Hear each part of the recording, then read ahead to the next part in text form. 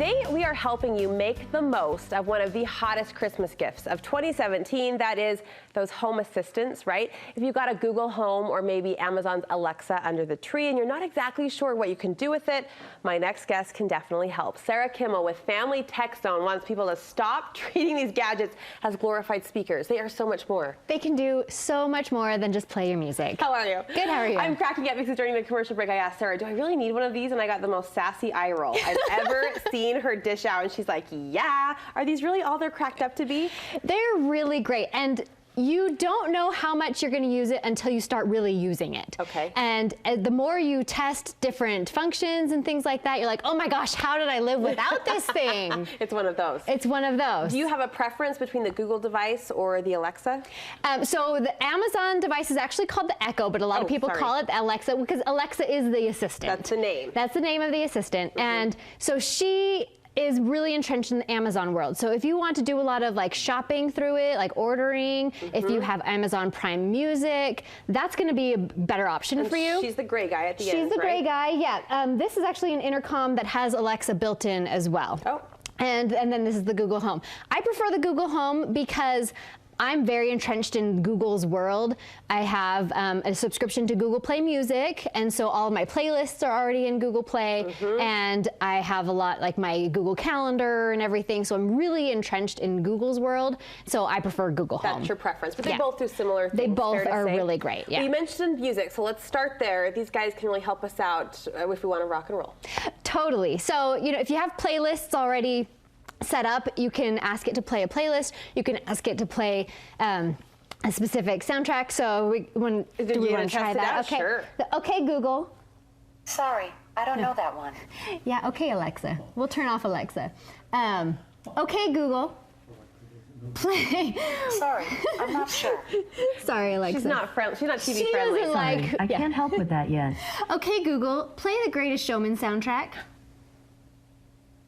Playing the album The Greatest Showman original motion picture soundtrack on Google Play Music. There it is. The soundtrack of our lives these days. Right? I've been listening to it repeat. Me too. Do you have to subscribe to any specific music apps to get the most out of it? So like I said, I'm already subscribed to Google Play Music, but if you're subscribed to Spotify, that actually works through Amazon or through the Google Home. So there's a few other ones, like Pandora is also going to be working through Alexa and through Google Assistant. Okay, you mentioned scheduling. How can this help us stay scheduled? So you can actually set alarms. Like, so if you want to use this as your wake up alarm every day, you can say, okay, Google, set an alarm for 6 a.m. every morning. Done. Your alarm's set every day at 6 a.m. What? So now it's just going to give me an alarm every morning. Or you can say, okay, Google, set a timer for 15 minutes. All right, 15 minutes, starting now. Very cool. So there's a lot of things you can do with your time. So like, and especially in the kitchen, that's a really helpful tool when you're going to throw something in the oven. Your hands are dirty, you're cooking, whatever. Right. I like that. All right, you say it can help you make your home smart. Yeah, so if you have any type of smart devices, so if you can even buy just a plug that plugs into your regular outlet. So there's no real setup required or anything. And so I have my lamps plugged into this smart plug. Okay. And I can tell Google, okay, Google, turn on lamps. Sure, turning the lamps on. And that connects with the smart plug. With the smart plug. Connected to the lamps. Right, and it'll just turn on my lamps. Or I can say, okay, Google, watch Roku. I'm probably freaking my kids out right now. I'll start the Roku. They're home saying, what is happening? The lights are turning on. And the Roku just started, so the TV just started on. Yeah. So how involved can it be? I mean, lamps, TV, you can connect almost any gadget to this one device? Yeah, so I can close my garage door. I can ask it if my garage door is open or closed. I can open my smart locks, things like that. Like anything that's smart in your house can probably be tied to one of these devices. You need a special kind of smart plug to communicate with these. Yeah, so there's several options, just as long as it's a smart plug. Okay. So Belkin has one of the most popular ones and things like that.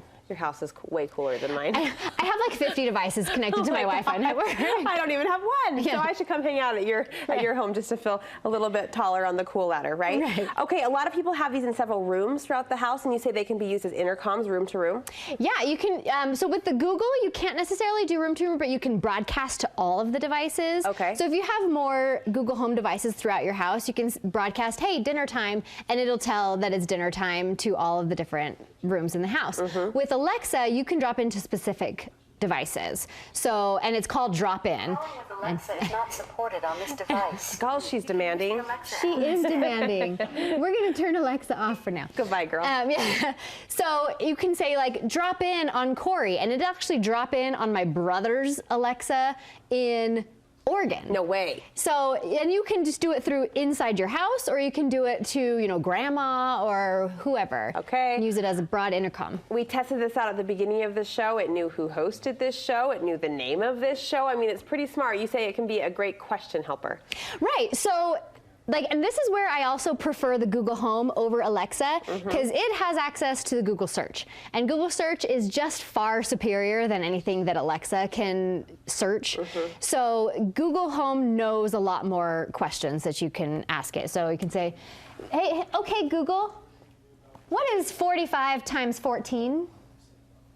The answer is 630. What a smarty, such a show off. Okay, here's what I want to end on. Inevitably, when we talk about these types of devices, people say, but I need my privacy. I don't want people in my home. I don't want Google knowing what I'm doing and listening to and all of that. Do you have concerns personally with that? Personally, I don't, but my husband sure does. Uh-oh. So we actually, my Google Home only lives in my office because he will not allow it in the rest of the house. Okay. But so yeah, he definitely has concerns about privacy, and they're valid concerns. It's always listening, and it can, you know, give you ads and things based on what you're searching and things like that. But what I always say is your phone's already doing the exact same thing. Really? So, you know, it's a trade-off, but it gives you a lot of real good automation, but you are trading some of your privacy. So, but your phone is doing it already anyway. So it is what it is. Your phone's usually right by you, not in another room or office. Exactly. So I'm just saying. Hey, great advice. As always, you always help us, at least try to keep us current. I'm still a few years behind you and always will be. I'll get you there. I'll get you there. Where can we get more suggestions and recommendations from you? FamilyTechZone.com. FamilyTechZone.com. Thanks. Great to see you. Thanks, Alexa. Thanks, Google. Thanks, everybody who's listening to this conversation right now.